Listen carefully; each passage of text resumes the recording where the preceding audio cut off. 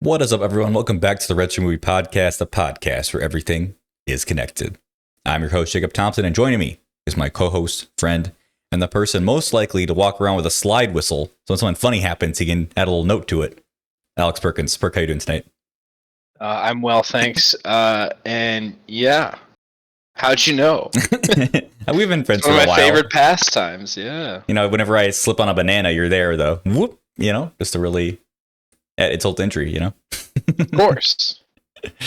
Welcome back to the show, everyone. Thank you for tuning in. We were out for a week because I was moving, and if you're watching the YouTube version, you can see I'm in a new shot in my new apartment, and hopefully audio sounds okay. It might be a little bit echoey this episode.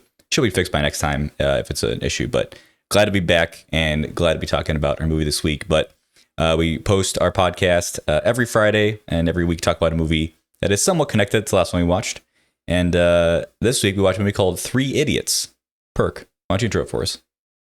Yeah, all right. So Three Idiots is a 2009 joint directed by Raj Kumar Hirani, starring Amir Khan, Madhavan, Mona Singh, and Sharman Joshi. Nice.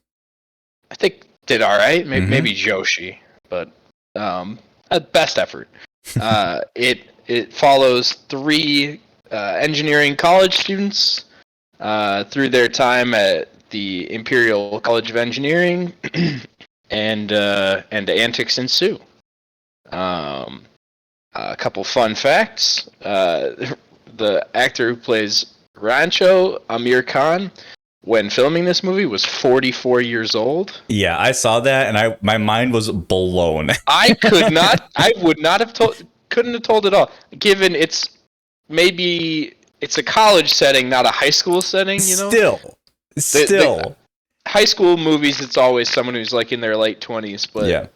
44 and to be very believable as a college kid is pretty impressive. Yeah, no, I was shook when I read that trivia, because I'm like, because I was already thinking they did a really good job of making the actors look younger for the college, and for most of the movie, which is in college, and then I was going to comment on that.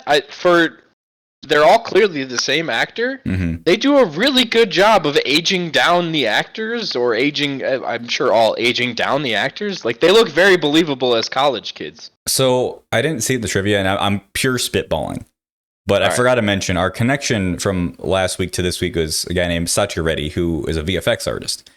And before we had watched this, last hour episode, I was saying, like, oh, I wonder what kind of VFX are going to be in this movie. And there wasn't really any VFX shots that I can remember. But I wonder if they were doing any VFX on like anti-aging stuff, because I know this is 2009, so this is a bit ago, but I know like in modern day Bollywood, they're doing that a lot of using VFX to kind of make actors look a little bit different or look younger or older. So I wonder if there's some VFX at play, but I don't know. I think being from 2009, I feel like it would have stuck out quite a bit more if they were doing that. Yeah. Maybe just chalk it up to great makeup artists and lighting, but I was really impressed. And then the other fun fact I had was that Rancho for the whole movie is always moving, because the actor was just watching his nephew and was like, kids these days never stop moving, so he applied that to the character. It works a lot. I feel like it really adds to his character. Perk, what'd you think of this movie? Why don't you go first? Freaking loved it. Yeah, I had a great time. As I've said before, it's far from perfect, but it's like really enjoyable, great story, really, really good characters that you can, well, maybe part of it's because I can obviously identify with a lot of the characters for a lot of reasons. Yeah. But they're all believable. They all, you care about every character. You care really, really hard about the antagonists, and the acting's great. It's long, but I was never bored, and I watched it in two sittings because I just didn't have time. Mm-hmm. But yeah, thumbs up for me for sure. Yeah, no, I similarly really, really love this movie. I think it takes a little bit of time to get going. But once Rancho shows up and the three of them kind of form their like kind of friend group, I was all in. And yeah, as you said, like for me as well, this movie really hit home a lot in many different ways that I was not expecting. And also like I was not I should have known, but like I was not expecting to cry as much as I did watching this movie. Because like we're having a great time for most of it. It's like guys in college, you go into hijinks, and then this like shit happens and it gets really fucking dark at a few moments, but it never feels like super unrealistic. There are a couple, I have some critiques, with some how characters behave in some instances, but overall, man, I really love this movie, and just such a fun time watching this like a good movie about friendship. Definitely. Yeah, I also, up until the moment when we're introduced to and see the demise of Joy, it's been a pretty light movie up to that point, and then it's like, whoa, well, okay, and also the reveal that he had killed himself is at the end of a super uplifting song. Right. Yeah. The All Is Well song is super fun. I particularly love the choreography when they're in like the showers. And I was going to bring that up. The bathroom dance scene is just hilarious and fantastic. It's incredible. And perfectly well done. That must have been so fun to shoot. You can just tell they're having a blast, and like they fix his thing, his drone, and they're going to show it to him. And then it's just like, oh yeah, he's dead. And it's like, all right, this entire movie just completely flipped over. And I really appreciate the themes this movie like tried to tackle, because I mean that's a movie like India has one of the highest suicide rates in the world, and they're like, no, we're gonna talk about this in this context of this movie that is like lighthearted and fun, but also like, no, well, these are real people or real characters, and we want to be true to kind of the struggles that people go through, Definitely. And also, I mean, I mentioned crying earlier. The entire run of Raju jumping, his being in the hospital in the coma, recovering, Farhan talking to his dad and telling him how he really feels, and then the Raju's interview, bawling that entire time. Like I just like completely lost it, because I think Raju, I feel like doesn't get a ton of, maybe that's not fair to say, but I feel like he like didn't get as much screen time as Raju and Farhan. But his relationship with Rancho was probably my favorite, of him like apologizing at one point in the movie after kind of leaving them and going to hang out with Silencer or whatever. And then just kind of while he's recovering, Rancho's and Raju's relationship just like really, really got me. And I really love all the relationships in this movie. They're so well done. Yeah, I agree with you. I think really all of the characters have such a strong dynamic, even between the main characters and the main antagonist, Professor Virus. And I just think I agree with you. I think maybe Raju was a little bit of the backseat, but I think it kind of came in waves. Like there was a lot more Farhan, and then there was a lot more Raju, and Rancho's the through line. Yep. And that the scene where Raju steps out for a smoke was wow. Yeah. Like it really, they were hammering the point of the headmaster he's killing people. Yeah, he's extremely abusive. He can't absolve himself of this. It's a direct correlation, and some of his tactics are just like even far on past cruel. So I didn't see it coming, that eventuality, but I think it worked in context, and it led to a really great character relationship dynamic progression between Rancho and Raju. Yeah, and speaking of that, the scene of the headmaster, that's one of my critiques of this movie is I really love him as a villain, and I like where he ends up, but I feel like at some points it felt a little bit comic book villainy, where like Joy passes away and Rancho like tells him this is murder, right? And he's like, doesn't change. It's like, okay, that makes sense. But then like literally Raju jumps out of his office, still no change.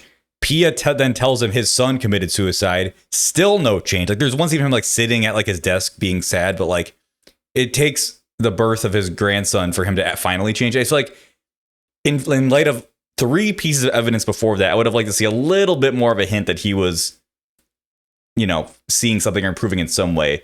But he was just like, no, I'm the comic book villain and I have to.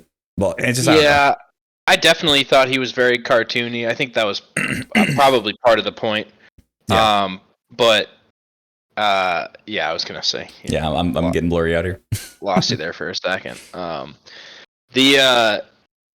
I think it was like sowing seeds of doubt for him potentially. We can see some scenes where he's torn a little bit, but then what actually is like he really does need the kick of, oh, your son, you killed your son, and then he's like, oh God, maybe I have been. Like, not necessarily that it was a big straw that broke the camel's back. It's like there were some loose straw, and then like a palm tree was just thrown on the back there at the end. Yeah, that's what I would like, a little bit more of a linear. Yeah, it does ramp. Character. It does ramp. I mean, a lot of this movie ramps really quickly in the end, which I don't think is necessarily a bad thing. No, I think it works for the most part. Yeah, all of a sudden we're in like a emergent pregnancy scare and a flood, and it's like, oh, all right. But like, talk about that. Like, that's such a movie thing, right? Of like, whatever, the night before the big test or the big event, like something crisis happens, the characters come together and fix it, and that's like feels good. But I feel like this version of that was like one of the best I've ever seen. Of like, they're using like real engineering and like real science, and it just is very satisfying, and like it just proves that these guys know what they're doing and they love each other and they're willing to help out their friends, right? And it just really, really works. Like, normally I'd be like, oh, this is kind of like Deus Ex Machina, or man, it's not the right term, but very convenient that this is all happening so they can showcase how they are, right, after they got expelled, right? But I think it actually worked really, really well, and I really enjoyed it. It ties in so thematically well because, you know, they need to do engineering, and it's one of the headmaster's children, and Rancho even uses the device he built to get back at Virus, and the daughter is involved, and she's like guiding the way the whole time too. And it's just a perfect culmination. It is definitely an out of nowhere climax, but it really ties every piece of the movie together. Yeah, like super well. I was even thinking about it at the moment. I'm like, oh my God, this is awesome. Great. Yeah. It was so fun to watch. While I'm on my critique train, I'll give my other big critique. I love Rancho as a character. I think he's great. I felt like his power of insight was a little bit too powerful at times. Where he just like was almost godlike, and he's like, oh, I know everything about you. And it's like, okay. Like when he's talking to Pia, and he's like, he knew it was her mom's watch. That she was like, he knew about the old watch. I was like, oh, it was your mom's? And she's like, how'd you know that? And he's like, oh, because everything else you were was expensive. The only thing old, yeah. And then, see, do you miss your mom? And it's like, bro, come on. Like, it's a bit too Sherlocky. But, and there's one other thing I'm playing right now with Raju, I think, and his like family. And it's like, Rancho, I get it. You're great. Everyone loves you, and you're very talented. You don't know everything about everybody. But yeah, I didn't really have a problem with it. I mean, he's undeniably just like a Mary Sue. Yeah. He's incredibly overpowered, but I think like thematically it makes a lot of sense. He is the prodigy. His dream is to learn. Yeah. You know, and his dream is to be an engineer, and in the practical sense, not in the textbook sense, which I think they flesh out really well. The distinction there with Silencer as the foil. And some of the reads are a little goofy, but I was okay with it. Yeah. And it is very satisfying whenever he does kind of invent something. Like, it's his introduction to the peeing on the spoon thing is great. Yeah. I love the callback to it later in the movie as well. And then also like when he's in the lecture, or no, when Virus is given talk about the astronaut pen, and he's like, why don't they use pencils? Yeah. You know, it is like very, very smart ways to show who this character is and how he thinks and why he's different, you know? Yeah, man, that's like a really old, like, I don't know, idiom or story of like, oh, why didn't he just use a pencil? And like I knew that one, so I knew where the punchline was going. Oh, okay, but, sure. Yeah, I've heard that one before, but I do like, because I've heard the whole, well, why didn't they just use a pencil? But I hadn't. The Virus does come up with pretty good justification why a pencil is not the right tool for the job. Yeah. It does take him the whole movie, and he gets the scene in the rain with giving Rancho the Pen, which I thought also was just awesome. Yeah. But, and you knew it was going to happen, right? But it was just a matter of when and how. And it was just very satisfying. And that's a lot of this movie I could see coming. Like, the moment that Rancho meets Pia, I'm like, oh, they're gonna end up together. Like, you can just tell, like, they're giving too much screen time to this woman. Like, she's going to be a main character. But I really like that she wasn't just like a love interest. Like, she had a ton to do, and she's a great character. She has depth. She has a family that we learn about. You know, she's a doctor, which you know, it's 2009, but that's pretty recent. But still, it's nice to see. It's not always just only boys are doctors, only boys are engineers. Although, well, they had that scene where it's it like was an all boys school, wasn't it? Yeah. well, they had that scene too, and they're like asking about like the gender of the or the sex of the baby, and they're like, oh, we talked to an astrologist. And it's like, if it's an engineer, that's a boy, and if it's a doctor, it's a girl. They're kind of joking around about it. But and then I also saw it coming that in the present day, Silencer talking about this scientist he's trying to set up a meeting with. I'm like, oh, it's definitely gonna be Rancho. But it's still like really fun to watch. Yeah. You know? So, but I did not see the twist coming that Rancho wasn't Rancho. That, you know? That when when they go I thought, to the funeral and they turn, the guy's not even close to Rancho. I'm like, what the fuck? Okay, what's happening? I was really impressed with that one because I didn't see it coming at all, and I thought it worked super well, and it heavily emphasized the point, and just built it. It re-emphasized all of his character traits in a new light.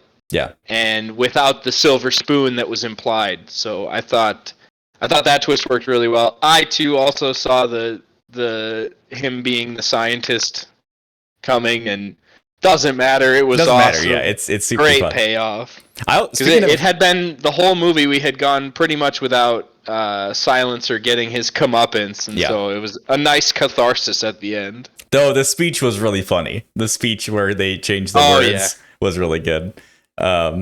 This movie on a whole is really genuinely funny. Yeah. Not just for one-liners, but there's actually just great bits of comedy, and the characters play off each other in great humorous ways. Yeah. I mentioned at the beginning, but I do think it takes a little bit to get going. Like I joked about the slide whistle thing. Like, one of the first scenes is Farhan picks up Raju and he gets in the car and he has no pants, and then there's like the slide that's like wah wah. It's like, we don't need that. you don't need to tell me when to laugh. And that happened a couple times, and it's like, oh, wasn't that goofy? And it's like, I'm not an idiot. Like, I know when to laugh if it's funny. But I agree. I think like I said, after the three of them got together, it was just so genuine and genuinely funny. Like, I love whenever they go to Raju's house, it turns black and white. Like, that was such a funny bit. Even in Crisis, that's happening, which I think was just such a good commitment to great continuity. Also, this movie has I think I've mentioned it in the past. I don't remember in regard to which movie, but this movie definitely has my favorite moped scenes of all time. Like the one where it's Pia and Rancho, and paralyzed dad is sandwiched between them. That's so funny. It was like legitimately laugh out loud funny. Yeah. Dying. But it's also like a crisis. It's such a great tightrope act they did for that one. And then they have the flashback, or it's like a dream sequence where he's like having a romantic dream, and then the paralyzed dad's in the dream as well. And then of course you had to have the three main characters all sharing a moped, which was another cute and funny moment. Great application of mopeds. Yep, definitely. Going back to the scene where they find out that Rancho isn't his real name, I also really appreciated, because you're saying it emphasizes Rancho's character, which it really does, but I think it also really emphasized Farhan and Raju's characters when the guy pulls a gun on them, and they're just they're just not moving at all. Like, they're there, they know what Rancho would do for them. They're like, no, we're gonna figure this out, like, because we want to find him. And once you see their entire backstory, you totally get it. It's like, they have to do anything for Rancho. Like, they don't care if a guy's pointing a gun right at their face. And that moment was like very, very powerful to me, because that's something you see like in anime all the time. But in anime, everyone's got superpowers and like plot armor, right? Or in this, it felt like very like genuinely like I was scared, but they weren't scared at all, and that just really worked for me a lot. And then the whole bit about them dumping the urn in the toilet was funny as well. That was another good moment for sure. The only other note I had was the scenes of them driving around India were really gorgeous. The landscape and scenery are just immaculate, and I need to go to India. Everything there looks so beautiful. Yeah, they were running around a lot in the present day, but it was nice to see kind of the other parts of the country, and where Rancho eventually kind of settles down is really beautiful. Definitely. Also, that was fun. They had to kind of kidnap Pia from her wedding. Yeah, for the second time. Kind of unrealistic that she was back with that guy, but it's like, okay, whatever. I'll buy it for the sake of this funny setup. I mean, it could have been like an arrangement. That's true. But so yeah, that's 3 Idiots. I highly recommend it. I'm really happy you watched it. Tons of laughs, tons of tears. Like I said, that scene, especially where Farhan's talking to his dad, just wrecked me, man. Like, it was so powerful. And yeah, I was not expecting to cry as much as I did, but yeah, definitely check it out. Do you have any recommendations based on this movie? Yeah, I can't really think of any. I couldn't either, and I did some Googling, and I Stand By Me came up. Like, I feel like that's could be kind of a decent comparison of like, it's about friendship, kind of going on an adventure kind of a thing, and kind of supportive male friendships, you know. Sure. But I also haven't seen it in a long time, so maybe not. Well, there you go. That's 3 Idiots. Before we reveal what we're watching next week, we got a lot of bonus reviews to get to, because it's been a minute since Perk and I talked about all of our movie stuff. Where do you want to start, Perk? Should we start with the big one? Might as well. All right, so Perk and I both saw Across the Spider-Verse, and I'll tell you what. I saw it first. Perk did see it first. Distinguished. I live with 2 people now, and we had to coordinate schedules, and we all go together, you know. Saw it at a Dolby screening for the first time. I've been wanting to do a Dolby screen for a while, because I've heard about, because there's IMAX, which is like really, really big screen, and then Dolby is like enhanced, like HDR essentially on the screen, and enhanced sound.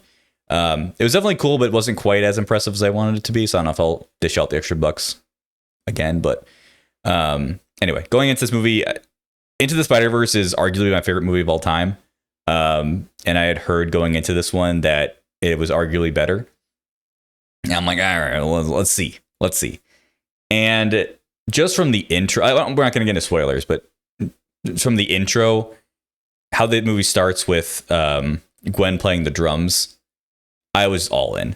And I just fucking love this movie. I thought it was so beautiful and impressive, and the music, especially in the score, just like blew me away. Loved all the new characters, loved all the even more creativity and animation than they had in the first movie. Like, they just elevated everything about the first movie into this one. And yeah, I want to see it again so bad. I absolutely adored it.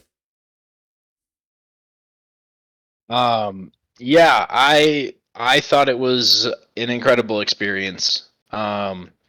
Spider-Verse set the bar and pretty much broke a new path for the medium to go down.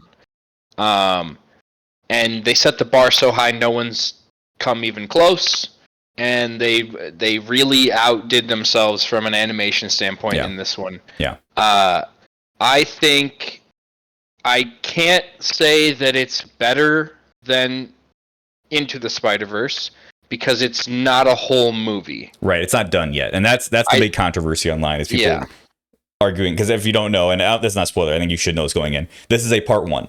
There's going to be a part 2. This is an Infinity War. It's like 60% of the movie. Yep. Bahubali situation. Yes.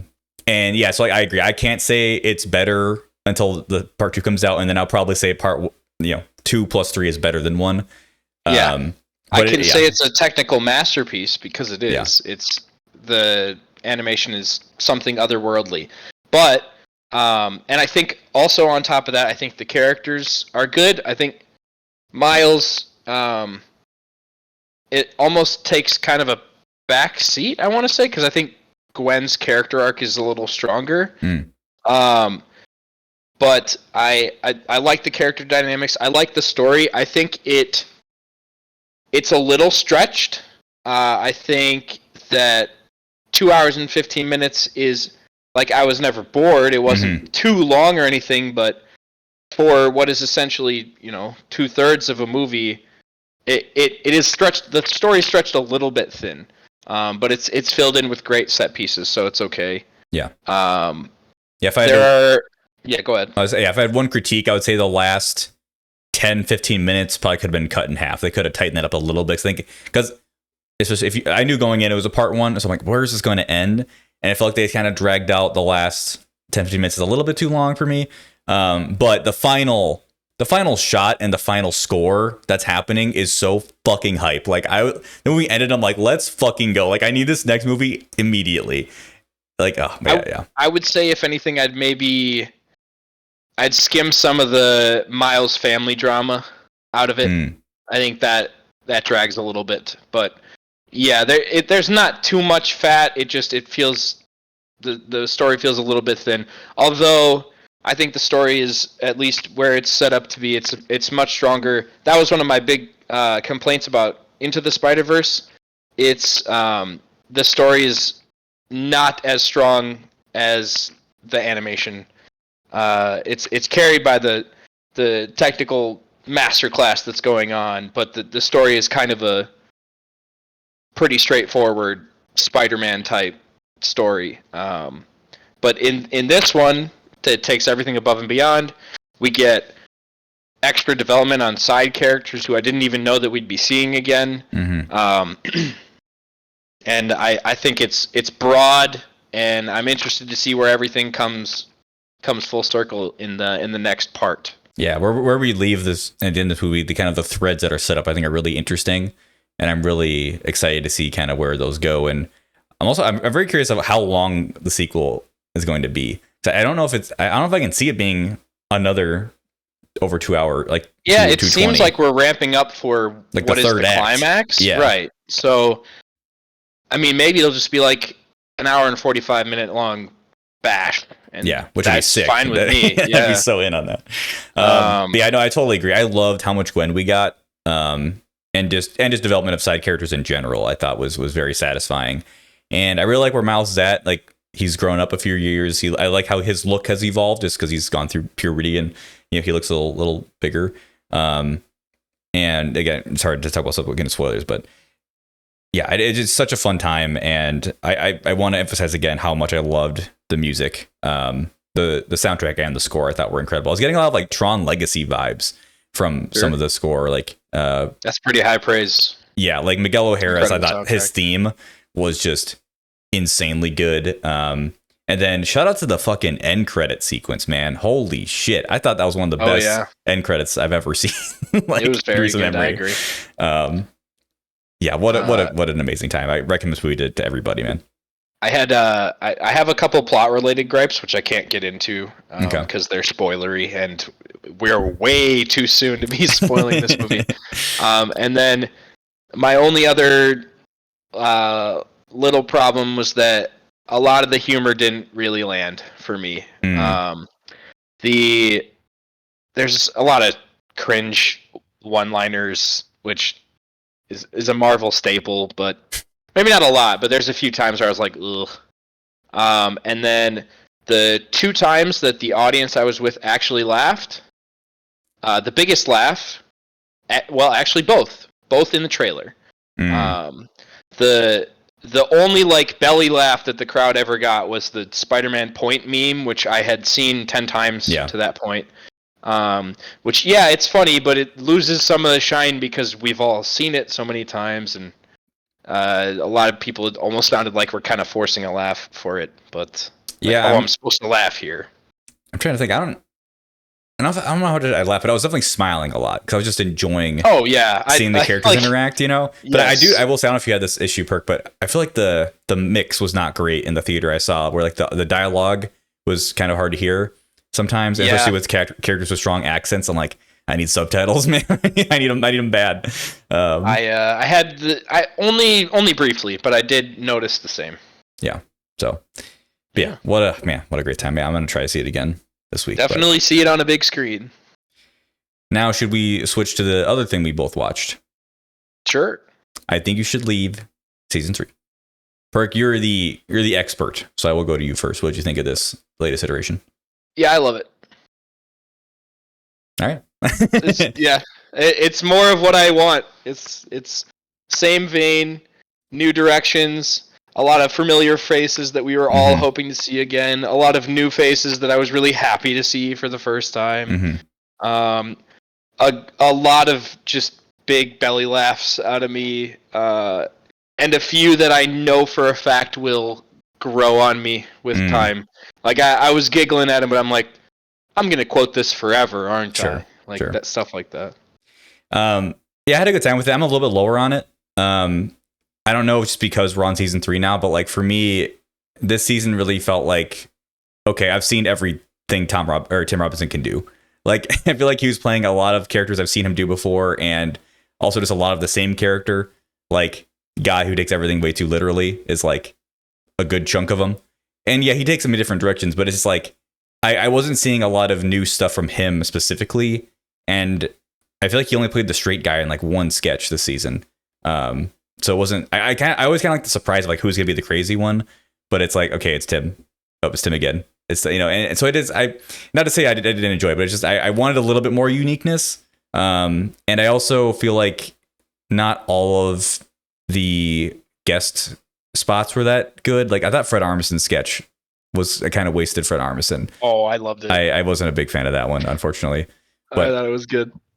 And then just like other characters we've seen before, or actors we've seen before. Again, I wasn't really surprised by the character they were playing. So I don't know. Maybe I'm being too, you know, armchair quarterbacking, but it's I really like to see these people in these sketches like surprise me and do a thing they haven't done before. And I feel like I was just seeing a lot of the same kind of characters. Sure. But that being said, I did write down my top 5 sketches because I think there are some really, really just incredible ones. The zip line, hilarious. Yeah. At the Bachelor. I've told everyone it's like, imagine what would happen if I went on The Bachelor. Or The Bachelorette. They made a sketch out of that.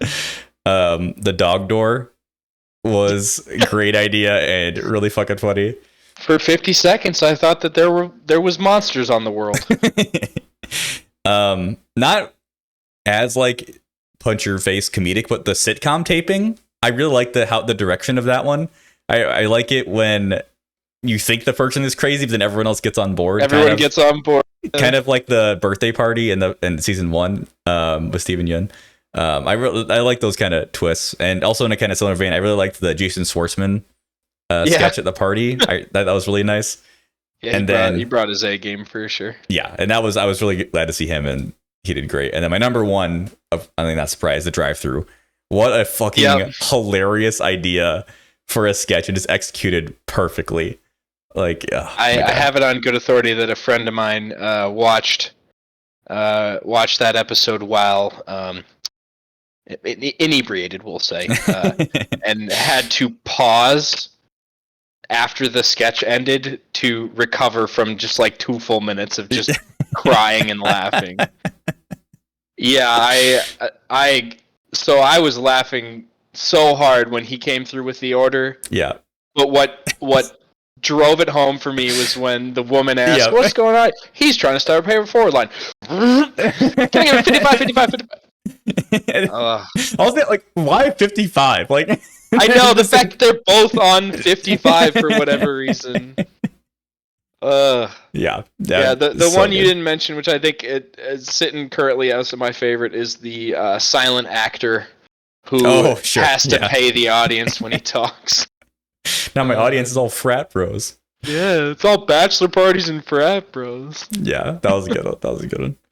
But yeah, no, I mean, it's a great time, and I probably will like him more the more I watch him. Yeah, I think a lot of his stuff, at least in past seasons, has grown on me over time. Yeah. And yeah, well, I mean, we'll see. I've seen it twice. I'll probably watch it a few more times. Yeah, for sure. All right, I'll get my last one out of the way, and then I'll let you go off on all the movies you watch. I just want to quickly mention the new Letterkenny special episode that came out, because I didn't know what happened. You hit me up about it, and it's kind of their Memorial Day / Queen Victoria Day. Yeah. And the reason you texted me because they feature some New Zealanders and some Australians showing up and having kind of their slang thrown in the mix of the already ridiculous Letterkenny kind of lingo. And it was just really fun because I obviously I studied abroad in New Zealand for 6 months, so I recognize a lot of the terms they were using. And it was just kind of fun to hear that again. And I really, really loved the New Zealand accent. So I just had a great time with it. And nothing crazy happens, in the episode. I did also love Glenn's storyline, which was really funny. But yeah, it's another great Letterkenny episode. Yeah, I think it's prime. It hits exactly where these specials need to hit. It's just a one-off. They go for a gimmick with the banter between the Aussies and the Kiwis, and then you get some fun side stuff with the Skids, the hockey players, and Glenn. Overall, it's really solid episode. Yeah, great time. All right, Perk. You watched a lot of stuff. Give me the rundown. Yeah, it's been a while, so I've got quite a few. I got 3 more. So I'll start with just last night. Had a movie night with a friend who was in town. We watched a John Cassavetes, I think that's right, movie. He is credited as like the pioneer of the modern American indie movie. And so we watched The Killing of a Chinese Bookie from 1976. And I 100% see where people are coming from with that, the inspiration for indie movies. Because the way that the movie is directed, the way that the camera is used is so wildly creative and out of the ordinary that it feels like some little indie joint in a really good way. And I think the direction is definitely the best part. It follows the owner of a cabaret strip club performance type place who gets tied up with gambling debts and has to kill a Chinese bookie essentially and all the surroundings around that and his dealings with the mob. And the story's good. It's drawn out. It takes its time, and it's kind of floaty in that way, and it leaves a lot of room for creativity with the direction. It's incredibly exploitative, and I think that's the point. At the strip club scenes, and some of the ways he uses the camera are pretty on point. Like when the women are dancing up on stage, and then they pull away their bra, and the camera listlessly drifts down a little bit, and I don't know. It's also aged pretty poorly with some language regarding Chinatown and the Chinese bookie. Yeah. But as an example of really good creative direction, I think it definitely holds up. It's maybe a bit long and a bit exploitative, but I'm not mad I watched it. Sure.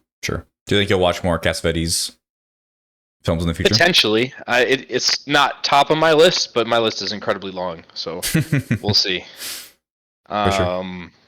All right, next up, I had mentioned this movie to you, and I got to see it because it wound up at the theater across the river. Polite Society. Oh, yeah. Yeah, it's about a Pakistani English girl who is in high school, and she has an older sister who's an art school dropout, winds up in a pseudo-arranged marriage, and the guy seems too good to be true. And, she and her friends try to scheme up ways to break them up. And for the first 2/3 of the movie, I was like, oh no, I pranked myself. This is just a coming-of-age movie about, growing up and your sister leaving, and it was, up until it wasn't anymore. And I almost fist-pumped because it has, so you're probably not going to watch it. I don't know if it's going to stream anywhere or Hopefully, whatever. Yeah. It goes a little sorry to bother you in the final third. Okay. Yes. Okay. Which is awesome. And I forgot to mention, but the main character, the teenage girl, her dream is to be a stunt woman. That's awesome. So a lot of this movie is like martial art focused, and she has a YouTube channel where she posts martial arts moves, and hell yeah. Yeah, it is really awesome. It's kind of a peek into a little bit of like Pakistani English culture, and it's incredibly well acted on all fronts. And the story really throws you for a loop in the last third, and I'm so glad it did because it way upped my opinion of the movie. Because it's not bad. A lot of coming of age movies aren't bad. They're just kind of standard. Yeah. Yeah. Yeah. And this one says, nope, we're going for it, and I love it. Oh yeah, no, I want to check it out. Hopefully, like I said, it comes to streaming soonish. All right, and then I got one more. I think one more.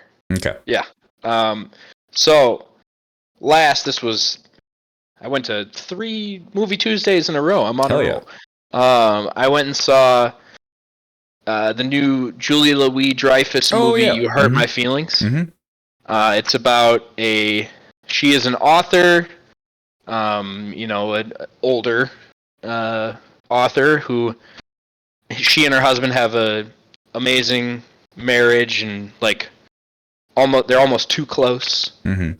But at one point he lets it slip that he doesn't like her new book at all, while he just happens to be like sneaking up behind him to surprise him, and and they have a bit of a fallout, and not a fallout really, just kind of it's them working through that, and they have a young adult son who's also working through his own relationship problems. It's hard to summarize really, but it's very good. I really enjoyed it. Is the overall like theme hopeful or cynical? I would say hopeful. Okay, that's good. I don't think it leans too far in either direction. I think it's almost the movie's almost kind of a little incidental, and also quite funny. Like a lot of great humor, and I think Julia Louis-Dreyfus is obviously awesome at that. Yeah.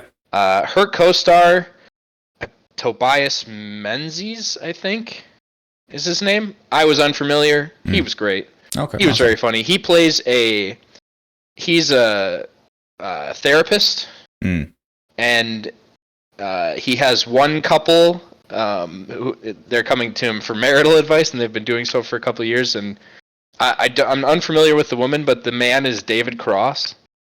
Oh, sure. And they have just a fantastic go between, and they have a super awesome end to their arc in the movie as well. It's just it's light. It's inoffensive, it doesn't really dig too deep in. We're talking about a therapist and a published author, so they live pretty well. But yeah, if you're looking for something that isn't gonna really bum you out, but you might also not jump for joy, I would highly recommend it. I think I rated it pretty highly. I was a big fan, but almost forgot. I got a story out of this. Oh, okay. Tell me. Yeah, at the theater. So I went over there. It's Movie Tuesday, so tickets are cheap, and concessions are cheap. So I got like a water and a medium popcorn with butter. Apparently, the concessions worker got a little excited with the butter, because about 2/3, 3/4 of the way through the movie, I put down my popcorn bucket from where it was sitting, my lap, and it turns out that the butter had fully bled through the bottom of the popcorn bucket. Oh, no. And pooled up where it was sitting, which was my lap. Yeah.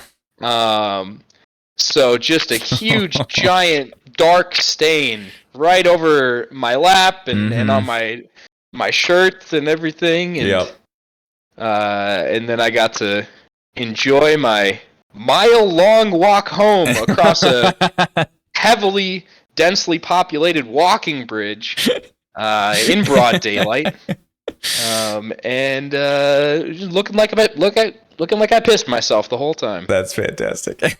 Yeah. Do you think it was too much butter, or was it a faulty bucket? It was 100% too much butter, can confirm. I checked, there was standing butter in the bottom of the bucket. And yeah, so I'm still working on it. I'm hoping that my shirt and shorts aren't permanently ruined, but yeah, so far to be determined. I mean, they're probably gonna smell like butter for a few washes. I would forever assume. Yes. Yeah. They're terrible stains, and you can't really wear shorts that are stained like that unless you call them calico cut. Calico cut jeans. Look it up. Well, I'm glad you're able to go to the movies, and I'm sorry that they fought back a little bit. Yeah, they're sick of me over there, I guess. Get a membership, you dummy. You come here enough. I actually did end up getting an AMC membership because it's $15 a year, and they waive the online convenience fee, which was going to be $8. So like, if I do this twice, it makes its money back. So I'm going to probably do that going forward for the year. But anyway, that is our show. I usually just buy in person because no one goes to see the movies that I watch. That is fair. Well, that's our show for this week. Thank you everyone so much for watching or listening. If you like our show, tell your friends about it and come watch some movies with us. We try to post every Friday on YouTube and podcast services. Also, check out our TikTok if you haven't. I try to post some clips on there from the show and talking about different movies and shows we watch. So check that out. But yeah. I got to tell you what we're doing next week. Yeah, we got to tell them what we're watching next week. I'm forgetting something. So next week, we are following the man, Amar Khan, to another movie he did a little bit before 3-8. It's called Like Stars on Earth. And that will be on Netflix. So next week, Like Stars on Earth on Netflix. But until then, thanks for watching. Bye. Bye-bye.